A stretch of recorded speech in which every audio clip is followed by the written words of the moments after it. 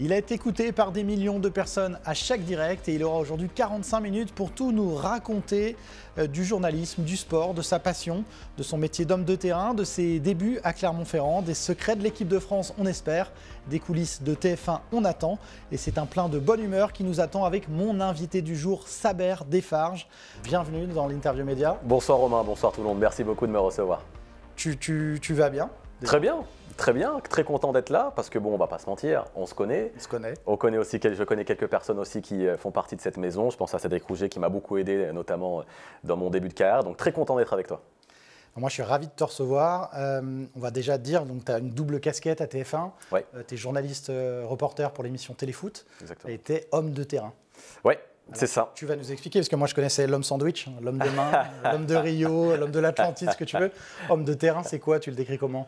Homme de terrain, c'est plutôt la possibilité, grâce au droit qu'a TF1, de pouvoir suivre de très près l'équipe de France, d'avoir des accès que aucun autre média a. Donc ça veut dire des studios, par exemple, avant les rencontres à Clairefontaine, toute la semaine qui commence juste avant une rencontre des Bleus, avoir la possibilité de faire des interviews même le jour du match, de commenter bien sûr avec Grégoire Ebichente directement au stade et de faire les interviews aussi après match.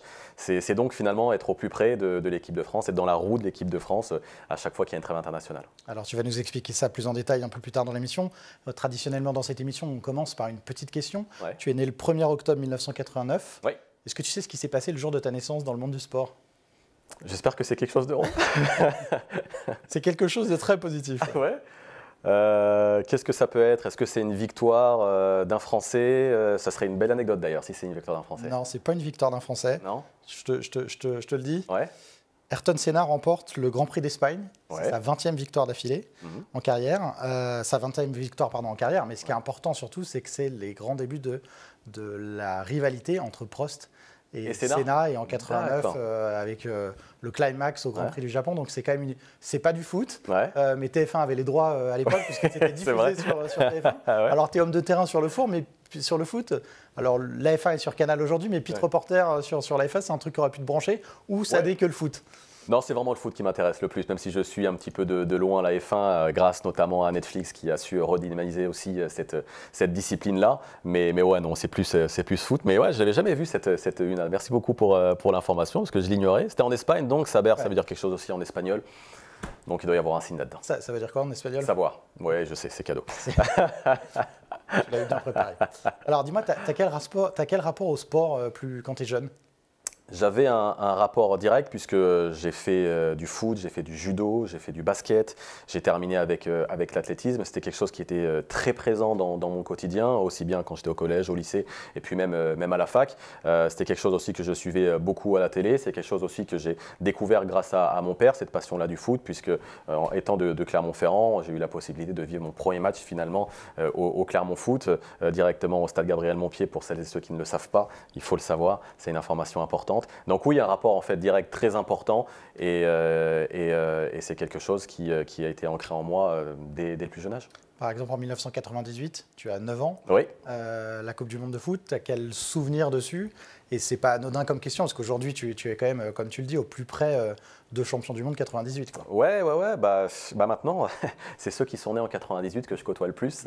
Les Kylian Mbappé, etc. sont nés en 98, comme d'autres joueurs en 97 ou 99. Le premier souvenir qui me vient à l'esprit, c'était une colonie de vacances. J'étais sur l'île Dieu, si mes souvenirs sont bons, en Vendée. J'avais regardé ce match-là directement avec tous les copains en colonie de vacances. Ça reste un très grand moment, même si on ne réalise pas forcément à cet âge-là la portée de cet exploit.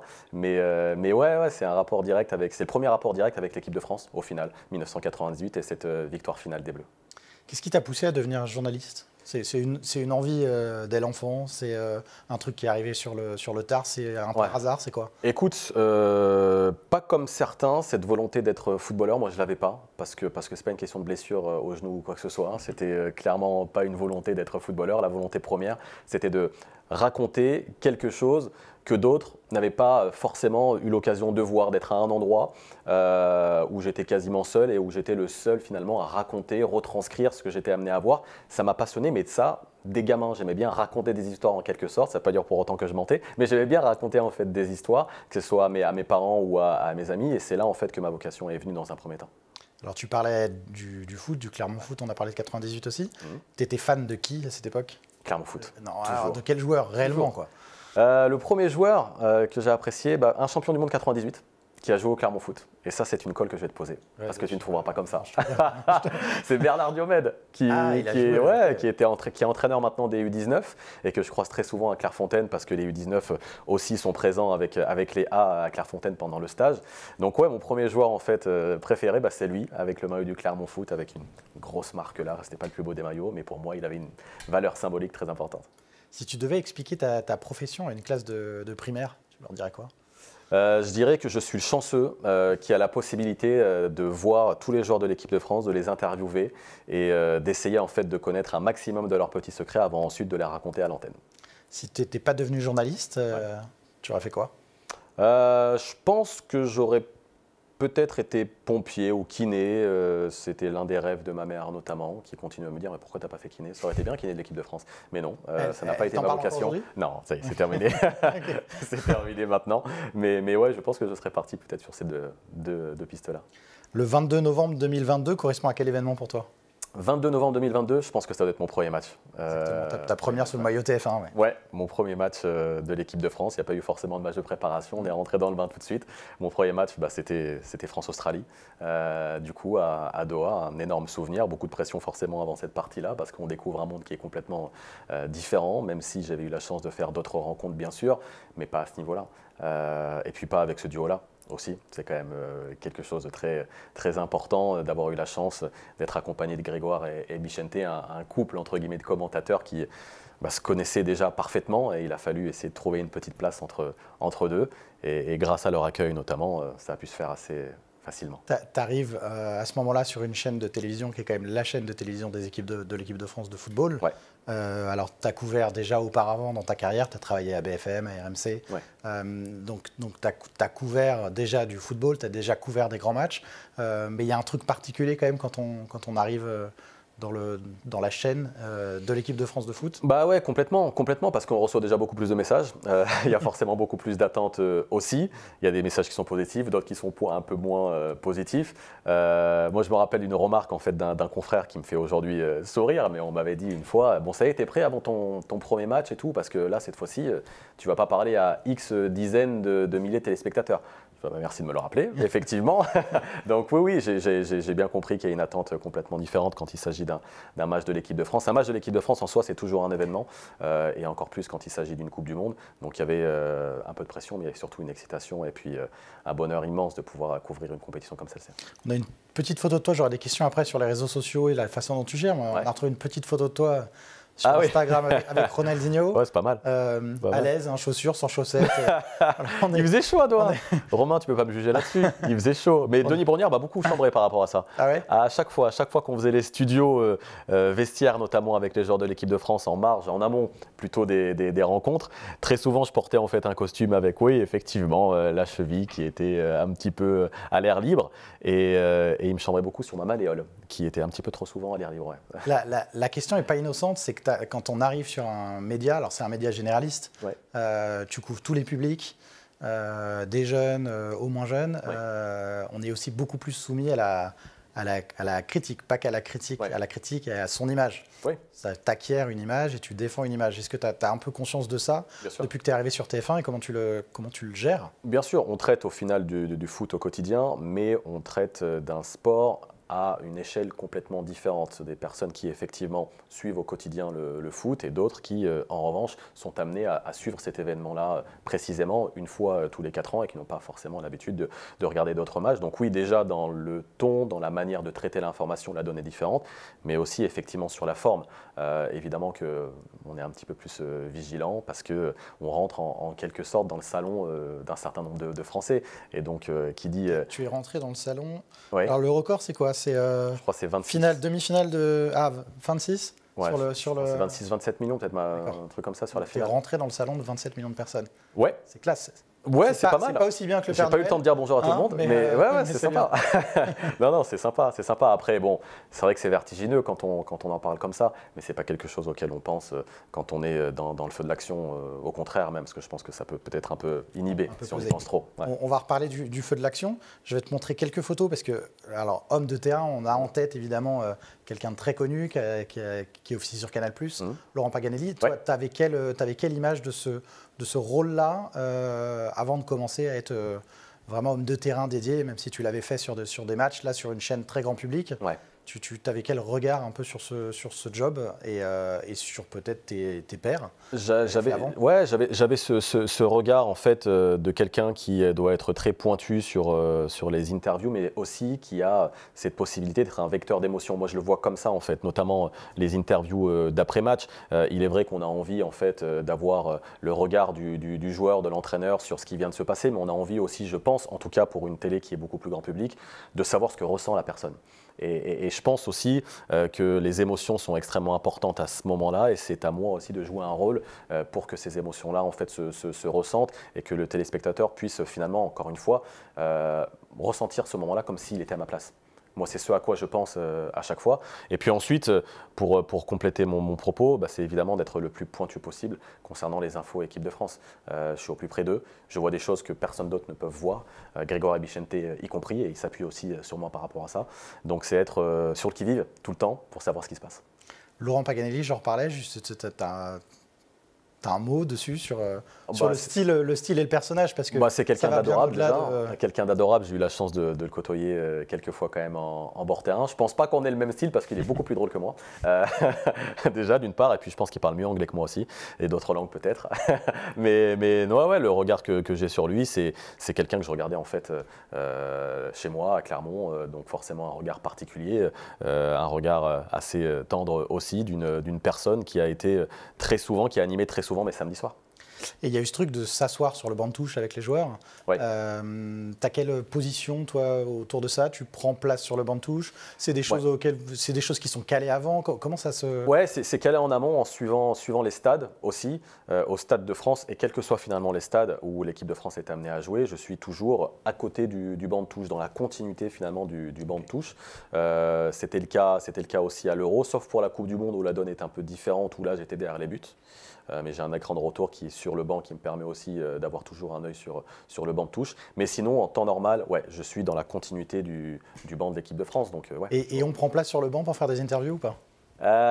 Non, on ne le fait pas. C'est vrai qu'en Ligue 1, on le fait souvent. Ouais. Mais avec l'équipe de France, non, on peut le faire si en veille de match, pour les petits studios qu'on est amené à tourner avant les parties de l'équipe de France. Mais le jour même de la rencontre, tout est assez Pour bien comprendre, c'est un truc, c'est interdit. Tu n'as pas le droit de prendre place Non. Ou c'est... D'accord. Non. Okay. Non, là, le jour du match, c'est complètement sacré. J'ai le droit d'aller dans le vestiaire aussi, mais allez, 1h30 avant que les joueurs arrivent. Mais sinon, une fois que les joueurs sont là, le banc et le vestiaire sont interdits. Ouais. Tu savais que le rôle d'homme de terrain, typiquement sur les matchs en direct, on ne l'a pas forcément dans tous les pays. Ah, je l'ignorais. Ah ouais? Dans quel pays, par exemple? Alors en Angleterre, par exemple, c'est pas forcément... En fait, on est un peu le seul pays dans lequel c'est acté qu'il y a un journaliste en permanence sur le bord du terrain. D'accord, ok. Donc voilà, je me demandais quel regard tu avais et si tu étais au courant. Donc tu n'es pas au courant, on va pouvoir passer à la question suivante. Non, je l'ignorais, mais je me demande pourquoi en fait on a pris cette décision-là, parce que, bon, évidemment que je vais prêcher pour ma paroisse, hein, mais ce poste-là pour moi il est important pour voir encore une fois des choses qu'on ne voit pas forcément du haut de la tribune. Forcément, on peut être amené aussi à compléter les propos et les informations que peuvent donner Grégoire et Bichente tout là-haut. Donc ouais, moi je pense que ce poste-là il est quand même assez important. Je ne savais pas, tu m'as appris quelque chose. Ouais. Alors justement, on va parler du duo Margoton-Lizarazu parce qu'effectivement, ils sont emblématiques de TF1 depuis très, très longtemps. Si tu avais un mot sur chacun, en commençant par Grégoire Margoton, ce serait lesquels et quoi? Premier mot qui me vient à l'esprit, j'ai eu la chance de côtoyer beaucoup de très bons commentateurs, mais c'est le duo le plus complémentaire que j'ai jamais croisé. C'est aussi celui qui est pour moi le meilleur et depuis maintenant un certain nombre d'années. C'est le premier mot qui me vient à l'esprit. Après forcément j'en ai d'autres, mais ça ne concerne pas forcément l'antenne. mais ouais, je pense que c'est le duo le plus complémentaire et puis surtout le duo numéro 1 en France depuis ont commencé ensemble, quoi. Je crois que c'était en 2016. 2016, exactement. Je me demandais du coup combien de fois par match tu prends la parole. Ouais. Est-ce que les choses sont très cadrées? Si tu peux nous expliquer un peu en termes de coulisses comment ça fonctionne? Il n'y a pas forcément en fait de chiffres précis. C'est vraiment en fonction de ce que j'ai à apporter. Donc c'est mon ressenti. La seule donnée qui est importante, c'est de ne pas couper la parole quand Grégoire est amené à raconter une action très proche de la surface. Parce que là, évidemment, dans la surface de vérité, on a envie de savoir ce qui va se passer précisément. Ce n'est pas quelque chose sur le banc ou autre qui va nous intéresser. Donc la donnée la plus importante dans ma manière de prendre la parole, c'est ça. C'est quand effectivement le ballon n'est pas trop proche de la surface que je peux être amené à raconter ce que j'ai vu. Et dans ces cas-là, tu es en lien avec Grégoire et Bichente, tu es en lien avec la régie, tu demandes la parole, comment ça se passe? Non, je prends la parole directement. On a une espèce moi j'ai un écran de retour à chaque fois qui me permet de voir le match comme les téléspectateurs le voient. Et puis juste à côté, j'ai un petit boîtier avec le son et j'ai une touche sur ce boîtier-là, 2 touches qui me permettent la première de parler avec la régie et la deuxième directement de prendre l'antenne. Et quand j'estime qu'il y a quelque chose en fait d'intéressant à raconter, je rentre directement, c'est le jargon, j'appuie sur la touche et puis je suis en live tout de suite. Et du coup en off, quand tu discutes avec... alors tu les laisses commenter, mais ça peut t'arriver d'échanger en off ou ça n'est que pour prendre la parole ou tu peux leur donner des informations en off On n'est pas en direct, donc la plupart du temps quand Grégoire et Bichente ont besoin en fait, de savoir un truc qu'ils n'ont pas vu, là ils passent par la régie et la régie ensuite me parle directement. Ça marche plutôt comme ça, mais je n'ai pas un lien direct effectivement. Le seul lien direct qu'on a c'est évidemment à l'antenne. À l'antenne en direct. À la mi-temps, il se passe quoi? Tu peux nous raconter un peu quel est ton rôle? Est-ce qu'il y a un débrief de ce qui s'est fait? Est-ce que tu discutes avec le duo de commentateurs? Comment ça se passe? À la pause, je file tout de suite ce qu'on appelle en zone flash. C'est la zone qui me permet d'être au plus près du vestiaire de l'équipe de France pour réceptionner entre guillemets le sélectionneur de l'équipe de France, Didier Deschamps, où on fait une interview en retour de pub juste avant le début de la seconde période. Donc on a grosso modo une petite minute avec lui, ça passe quand même très très vite. C'est un moment qui est toujours intéressant parce que je peux entendre aussi des choses dans le vestiaire. Je peux savoir aussi à travers le faciès du sélectionneur si oui ou non ça s'est bien ou pas bien passé l'échange avec les joueurs, s'il y a eu un coup de gueule ou non. Et c'est autant de données qui me permettent ensuite de nourrir les questions que je vais être amené à poser. Et finalement, non, Grégoire et Bichente, je ne les ai pas forcément. Je peux les avoir un peu pendant la pub où on revient un petit peu ensemble sur la première période. Mais sinon, non, sur le moment particulier que je peux avoir avec le sélectionneur, non. Pas spécialement. Quels sont tes critères pour estimer que tu as fait un bon match? Je dirais que quand on commente le match, on sait sur 90 minutes si on a été bon. Quand on intervient moins souvent, on a moins l'occasion aussi de pouvoir faire la différence. Donc il faut être bon. Donc quels sont tes critères pour estimer que tu as fait un bon match à ta place, à ce rôle-là? Première chose, c'est de ne pas être passé à côté d'une information qui est importante. De ne pas être passé aussi à côté d'un complément d'information potentiel de Grégoire Bichente, parce que moi j'estime que je suis entre guillemets leur béquille aussi, parce qu'ils ne peuvent pas tout savoir, mais je dois être celui qui est au courant de quasiment tout ce qui se passe au sein même de l'équipe de France, parce que c'est moi qui ai finalement la chance d'être au plus près d'eux à Clairefontaine avant les rencontres, et même de les côtoyer au plus près avant et après la partie. Donc je dois être présent aussi si par exemple l'un d'eux a un trou de mémoire sur quelque chose. Donc je dois être très pointilleux là-dessus, donc c'est en ça que je sais que j'ai fait un bon match, si j'ai apporté les informations nécessaires, indispensables aux commentaires. Alors, je vais te demander de te mouiller quand même un petit peu. Mais il faut. Alors, tu n'as pas de justification à donner. Hein. Tu côtoies évidemment du coup les joueurs de l'équipe de France de foot, le staff. Au global, qui est le plus sympa?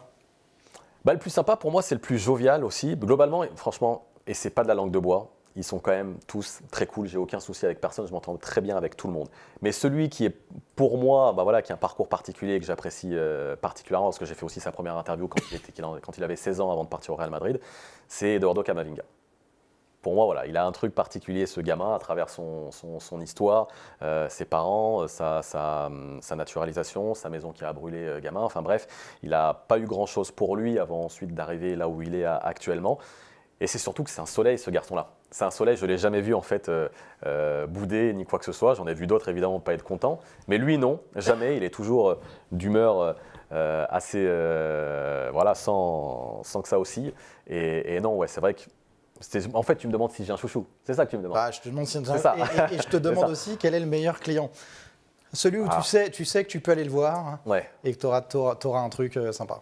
Pour moi, il y en a 3-4. Eduardo est toujours intéressant et il a toujours en fait des mimiques aussi sur la forme qui sont sympas à l'antenne. Kylian est excellent, toujours. Et mine de rien, il se mouille très souvent et dit très souvent ce qu'il pense. Ibrahima Konaté aussi est excellent à l'antenne. Lui aussi a ce côté solaire sur la forme et sur le fond aussi, il apporte des choses. Et puis Aurélien Tchouaméni également est très bon aussi face caméra.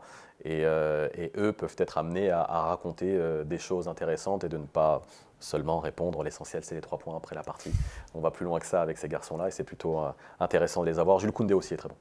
Alors, tu l'as peut-être dans la liste de la prochaine question, mais le joueur qui t'a le plus étonné, Ouais. alors peut-être dans toute ta carrière, par rapport à ce que tu pensais avant de le rencontrer? Depuis que je suis arrivé à TF1, du coup, Plus.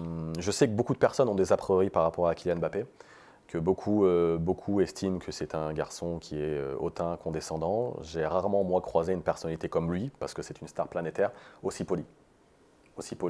Quelqu'un qui est à l'autre bout d'un couloir, et ça m'est arrivé une fois, qui n'avait pas fait attention, qui ne vous avait pas salué, mais qui va faire les 5 pas qui vous séparent en arrière pour vous dire bonjour et s'excuser d'être passé sans vous avoir salué. J'ai rarement en fait vu et connu une personne qui connaît entre guillemets un décalage entre l'image qui est la sienne publiquement et celle qu'il a réellement au sein d'un vestiaire, au sein d'un staff et avec les gens qui ont entre guillemets la chance de le côtoyer. Franchement, il y a un gap énorme par rapport à la personne qu'est Kylian Mbappé, qui pour moi est un garçon adorable et avec qui j'ai jamais eu de problème, qui a toujours été très carré. Alors, je vais continuer à t'embêter un petit peu, on va parler de Didier Deschamps. Et j'ai une vraie question, c'est que tu as des interviews post-match. Comment tu gères potentiellement d'être à la fois pertinent, intéressant, que ceux qui sont derrière le poste se disent pas ces questions sont en bois, et en même temps, vous êtes diffuseur de l'équipe de France, donc c'est un produit aussi c'est aussi un produit d'appel pour la chaîne. Comment tu gères un peu cet équilibrisme à avoir, quoi? Moi, j'ai toujours en fait un retour aussi sur le travail qu'on est amené à faire, sur le commentaire et sur la rencontre avec des proches. Des proches qui sont complètement neutres et qui s'en fichent complètement de savoir qu'il y a un partenariat entre TF1 et l'équipe de France, que c'est un produit particulier évidemment pour la chaîne et qui finalement, je m'en sers entre guillemets comme, c'est un peu, je prends le pouls en fait également sur leur ressenti et ça me permet en fait d'être le plus neutre possible, d'être le plus froid entre guillemets possible quant aux questions que je peux être amené à poser et j'essaie en tout cas aussi d'être pertinent et je ne pense pas du tout à ça quand je suis amené à poser une question. Je me dis en fait tout simplement, moi en tant que téléspectateur, j'ai vu ça, quelle question le téléspectateur que j'étais poserait. Et c'est ça que j'ai en tête à chaque fois. Je n'ai pas de consigne non plus particulière à l'oreillette ni quoi que ce soit. J'ai vraiment une liberté totale et je sais que j'ai beaucoup de chance en fait de l'avoir.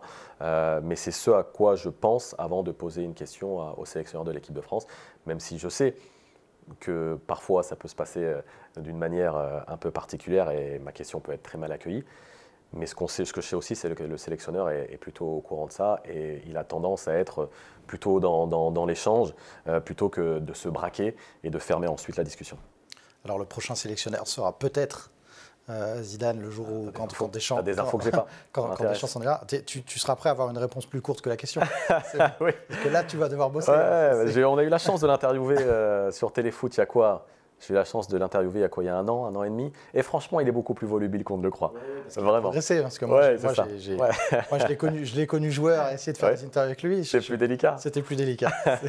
Il a bien progressé. Il a eu quelques peut-être cours de média training. Merci beaucoup, Saver, pour cette première partie. On se retrouve dans un quart de seconde, juste après ce générique. Et moi.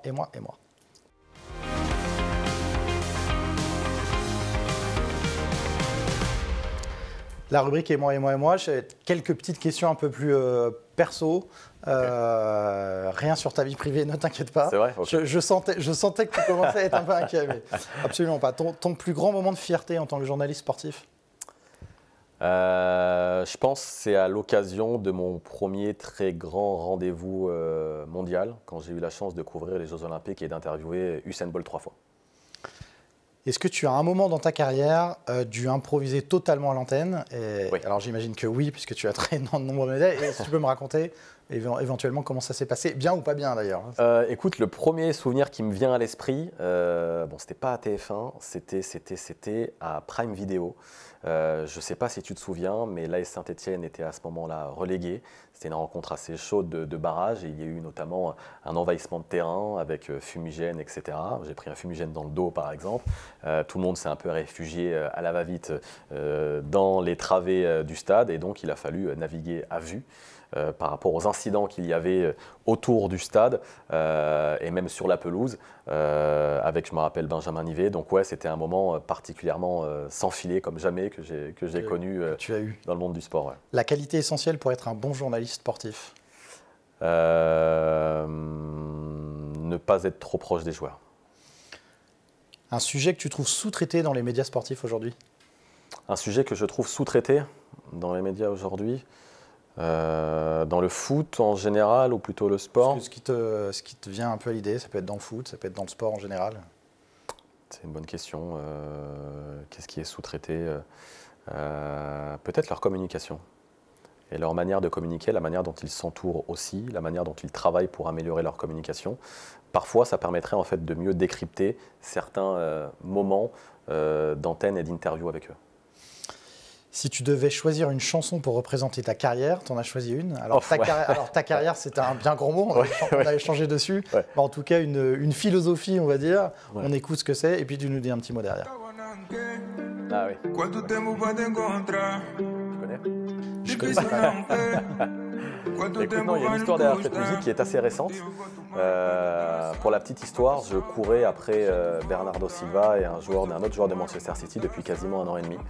Je sais que Bernardo Silva et les joueurs portugais du vestiaire de City apprécient beaucoup en fait Slow-G, qui est ce rappeur qui chante cette musique. Et ironie du sort, après être passé par Téléfoot, avoir fait mon direct et rentré chez moi, je rentre chez moi, je mets cette musique-là directement dans la petite enceinte. Et à ce moment-là, coup de fil du directeur de la com de Manchester City. Bon, finalement, Saber, on peut faire une interview. C'est tombé en fait de nulle part. Pour moi, c'était complètement mort, puisqu'en n'étant pas diffuseur de la Première Ligue et de la Ligue des Champions avant Paris Saint-Germain City, c'était impossible d'avoir un joueur. Ouais. J'espérais pas grand-chose. Et finalement, ça s'est fait au moment où j'ai écouté cette musique, donc je l'écoute tous les jours depuis, dans l'espoir que Cristiano Ronaldo m'appelle, qu'un autre Portugais m'appelle. Voilà. Eh bien, merci pour cette anecdote. Effectivement, je comprends que tu puisses l'écouter. Dernière question, quelle légende du sport, peut-être une légende que tu n'as pas encore interviewée, tu aurais aimé interviewer, qu'est-ce que tu lui aurais demandé? Qui c'est que j'aurais aimé interviewer? Définitivement Mohamed Ali. Mohamed Ali, parce que c'est peut-être la seule idole que j'ai dans le monde du sport. C'est celui qui, pour moi, a le parcours le plus inspirant, qui a connu peut-être 1000 vies. Et j'aurais aimé passer un quart d'heure avec lui, que ce soit dans un cadre professionnel ou même privé, manger un bout avec lui. Ouais, j'aurais adoré en fait connaître ne serait-ce qu'un millième de son parcours, mais de l'autre côté du miroir. En première question, tu lui as demandé quoi? Pourquoi avoir refusé le Vietnam? Peut-être ça. On va parler des réseaux sociaux. C'est évidemment un pan important aujourd'hui des médias en général. On te connaît peu, tu es discret quand même dans les médias, ouais. Discret sur les réseaux sociaux. C'est une volonté de ta part. Quel regard et quelle approche tu as, ouais. Que ce soit d'un point de vue personnel ou d'un point de vue professionnel pour l'utilisation des réseaux sociaux? J'estime que l'utilisation des réseaux sociaux est importante dans notre métier. C'est un lien direct aussi avec les téléspectateurs. C'est la possibilité aussi de prendre le pouls, voir en fait ce qu'ils attendent de l'émission, voir si ça leur a plu ou non, et voir aussi ce qu'ils aimeraient voir plus souvent dans l'émission. Donc pour moi, c'est un espèce de baromètre. Tu as la possibilité de prendre le pouls directement avec les réseaux. Après, ouais, je trouve que c'est beaucoup moins bienveillant que par le passé, en tout cas sur Twitter, désormais X, donc c'est peut-être pour ça que je suis un petit peu moins présent aussi.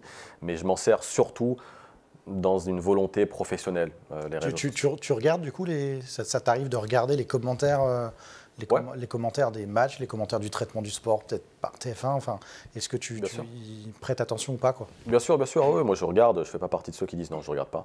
Si, bien sûr, je regarde, quand il y a une notification en plus, bien sûr, je regarde, même quand c'est positif ou négatif, je suis amené à jeter un œil. Après, c'est pas pour autant que j'y prête une attention immense et que surtout, ça me reste dans la tête toute la nuit qui suit une rencontre de l'équipe de France. Pendant un match, Ça peut t'arriver d'être sur ton portable pendant le match et de regarder complètement. De regarder ça, par exemple, à la mi-temps, quand je suis sur le chemin qui me mène à la flash et le sélectionneur de l'équipe de France pour l'entretien de la mi-temps. Comme je te disais tout à l'heure, je regarde évidemment mon téléphone, les messages des proches, etc. Comment eux, ils vivent en fait cette rencontre-là, quel est leur point de vue par rapport à ce qu'ils viennent de voir les 45 premières minutes.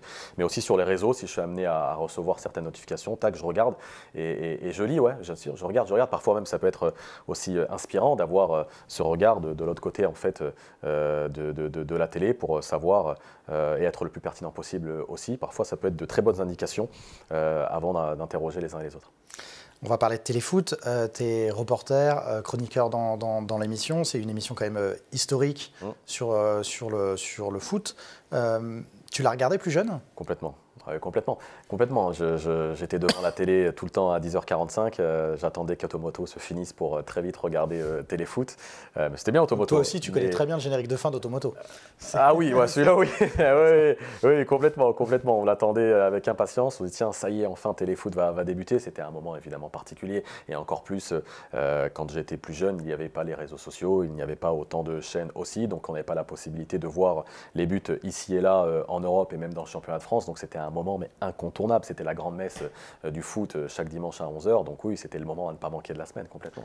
En un mot, tu peux nous dire comment tu travailles sur cette émission, comment vous vous réunissez, comment vous définissez les sujets avec Grégoire, avec la rédaction en chef, comment ça fonctionne pour des gens des non-initiés qui ne savent pas comment ça se passe en coulisses. Tous les mardis matin à 10h, on a une réunion, ce qu'on appelle la conférence de rédaction, avec l'ensemble des journalistes qui se présentent.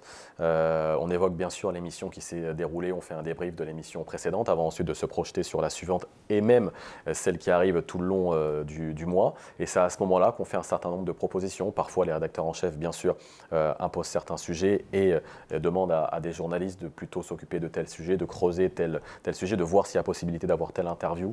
Et puis moi, j'ai un rôle un petit peu plus différent. Je dois être celui qui doit apporter un sujet, entre guillemets, sur la table qui est déjà bien avancé, donc avoir l'idée, caler évidemment toutes les composantes de ce reportage-là avant ensuite de la réaliser, de le monter.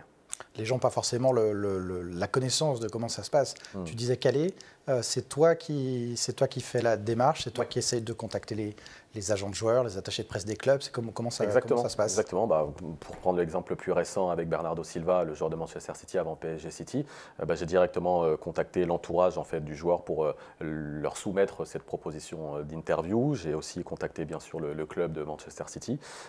Donc c'est moi qui suis en lien direct avec toutes celles et ceux que je suis amené à faire chaque dimanche, à interviewer et chaque dimanche dans Téléfoot. Donc c'est moi qui m'en occupe de A à Z. Il n'y a pas quelqu'un derrière qui s'occupe de tout. C'est moi qui m'occupe du calage, je m'occupe des questions, évidemment j'écris tout, avant ensuite de monter le sujet, de l'écrire également en compagnie d'un monteur chaque samedi.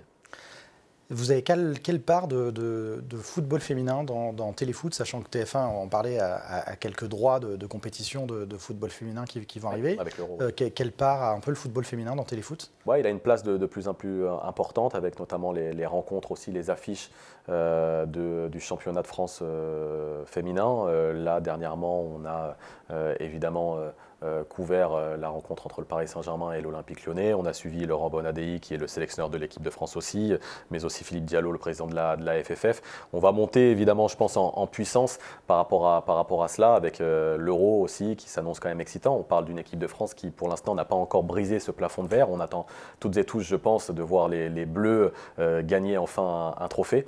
Donc on a un regard très attentif sur le foot féminin et pas que sur l'équipe de France qui va se rassembler dès le mois de février. Donc ça, c'est au mois de juillet sur TF1. Aujourd'hui, ta place au service des sports, elle est uniquement sur le football ou demain, potentiellement, dans d'autres compétitions, tu pourrais t'amener à travailler sur le rugby, à être homme de terrain sur d'autres compétitions ? Ouais, c'est pas impossible. C'est pas impossible, homme de terrain, je sais pas, mais en tout cas, être amené à traiter et couvrir d'autres sports, c'est quelque chose qui est tout à fait possible à voir. Pour l'instant, on n'a pas encore évoqué, mais c'est quelque chose qui est en tout cas ouvert. On me l'a pas encore proposé. J'ai pas proposé non plus grand-chose pour l'instant, mais c'est quelque chose qu'on peut être amené à discuter dans les mois à venir. Mais ouais, en tout cas, je suis pas cantonné uniquement au foot, comme toutes celles et ceux qui composent cette rédaction, on peut être amené à bosser sur d'autres domaines. Ouais. On va terminer par le Média Express.